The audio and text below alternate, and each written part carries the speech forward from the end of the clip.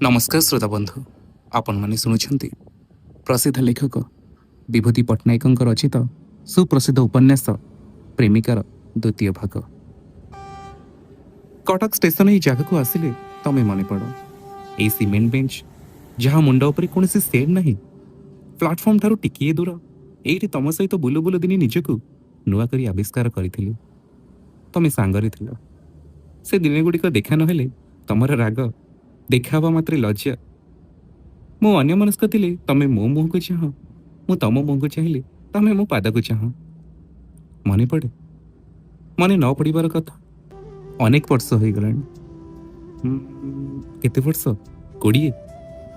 Cuttack station एथि मध्यरे केते सहस्र थर जनता एक्सप्रेस जाहाज करि सारलानी, किंतु स्टेशन एई स्थान को आसिले तमे मने पड़ी जाओ। से दिन तमर बयस थिला 18 आ मोर 26। बड़ माया भी चोरावालीर बयस। तमे रेवेन्सा लेडीज हॉस्टेल रु एकाकिनी आसी स्टेशन ने ओह्लाइल। आमे दुहे चली चली प्लाटफॉर्म डे एई जगह को चली आसिले। पूजा छुट्टी पूर्व से आमर शेष देखा। छुट्टी पर कॉलेज खोलिबा आगु तम सहित आउ देखा हेबो नाही ए भावना मो मन को उदास कर देथिला। सेते बेलकु तम सहित मात्र 3-4 थर देखा, अल्प केते खंडर चिठीर भाव विनिमय। आम दुई जनक संपर्क दुई जनक पाखरे धुआलिया गोधली शेषर फिका आलुओ भली छायाछन्न। तम मुह को देखिबा पई मु सेदिन तम मुह को चाहिबा मात्रे तम मुह तळकु करी सबुज साड़ीर कान को हाथ आंगुठी रे गुड़ाइबा को लागिले। विश्वास कर, हाथ आंगुठी रे साड़ीर कानी को गुड़ाइबार अर्थ जे प्रेम एक कथा सेदिन मते जणा नथिला। मु तम लज्जा भीरु मुह को चाहि प्रश्न करिथिलि, पुणी केबे कटक फेरिब? तमे मुहूर्त मात्र विलंब न करी उत्तर देइथिल, आ फेरिबी काहींकी? सेई प्रथम थर तमे मो पाखरे दुर्बोध मने होइथिल। मु उत्तर बुझिपारि नथिबा निर्बोध पिलाटी भली प्रश्न करिथिलि, तमे कटक आसिबनी? पाठ पढ़िब केमिति?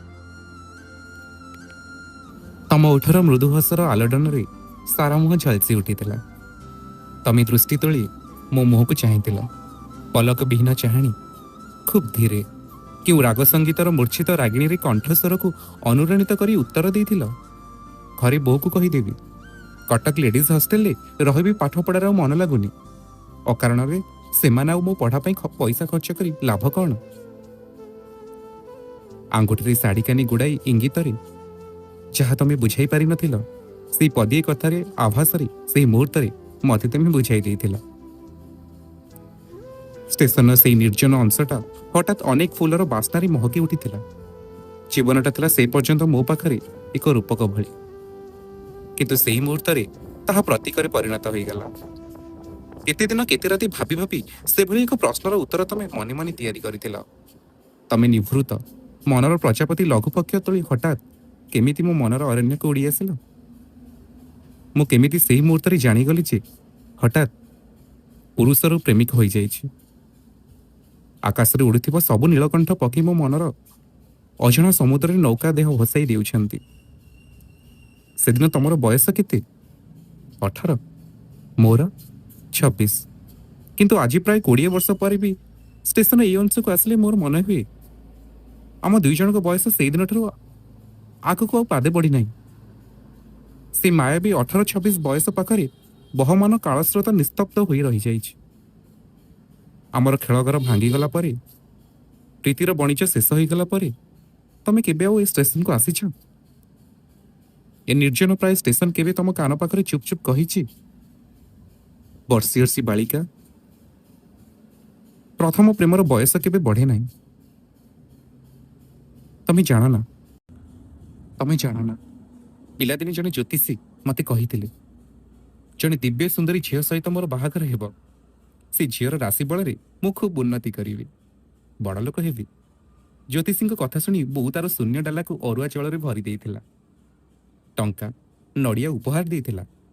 बो थिला भाग्यवादी, ज्योतिष विश्वासी, किंतु अविश्वासी अदृष्ट उपरे मोर कौनसी दिन विश्वास नथिला।